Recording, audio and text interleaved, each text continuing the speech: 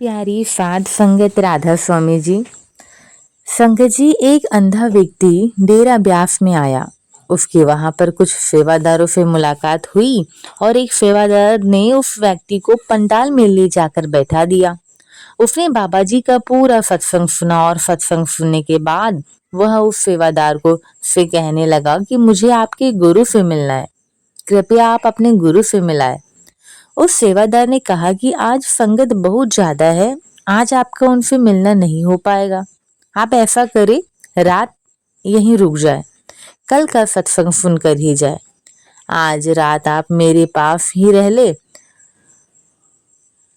उस अंधे व्यक्ति ने वैसा ही किया। अगले दिन फिर वह सत्संग सुनने पंडाल में गया। उस सेवादार ने उस अंधे व्यक्ति को पंडाल के साइड में बैठा दिया। उसने वह सत्संग भी महाराज जी का सुना और उस सत्संग में भी महाराज जी ने नामदान की बात ही बताई, नामदान की अहमियत बताई। तो उसके अंदर तड़प लग गई कि मुझे भी नामदान लेना है। वह सत्संग सुनते सुनते रो रहा था, उसकी आंखों में से आंसू टपक रहे थे। तो उससे रहा नहीं गया, तो वह नामदान लेने के लिए लाइन में लग गया।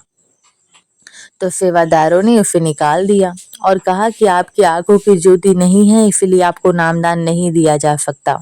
उस अंधे व्यक्ति ने कहा कि अगर ऐसा है तो मुझे अपने गुरु से मिलाइए, मुझे उनसे बात करनी है। बाबा जी के सामने पेश किया गया तो महाराज जी ने भी यही बात कही। तो उस अंधे व्यक्ति ने कहा कि फिर ऐसा करो, जहां पर मुझे नामदान मिल सकता है वहां पर मुझे भेज दो। महाराज जी ने उसकी यह बात सुनकर उन सेवादारों को कहा कि भाई इसे पीछे ले जाकर बैठा दो।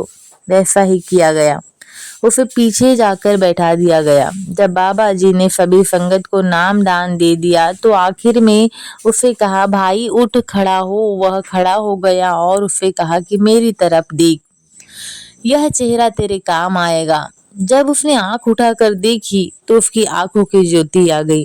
उसने महाराज जी को देखा। महाराज जी ने कुछ वक्त के लिए उसे आंखों की ज्योति दे दी। और साध संगत जी, जो गुरु बाहर की ज्योत दे सकता है, अंदरूनी ज्योति भी दे सकता है।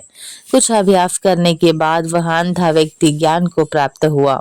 उसके अंदर की आंख भी खुल गई, उसने सब जान लिया। तो जब वह एक बार महाराज जी का सत्संग सुने, दोबारा डेरा ब्यास में आया तो सत्संग सुनते सुनते बीच में खड़ा हो गया और कहने लगा, महाराज जी मुझे आपसे अर्जी करनी है, कृपया मेरी बात सुने। महाराज जी ने कहा, भाई इतनी जल्दी क्या है, बैठ। लेकिन कुछ कुछ देर बाद वह फिर खड़ा हो गया और कहने लगा, बाबा जी रहा नहीं जाता, मुझे बात करनी है। महाराज जी ने कहा कि भाई चला ले, जो तुझे बंदूक चलानी है। सारी संगत को कहने लगा, मेरे भाई बहनों, यह कोई इंसान नहीं है, यह पूर्ण संत गुरु रब है। इंसान मत समझना। मैं आपको अपनी कहानी बताता हूँ।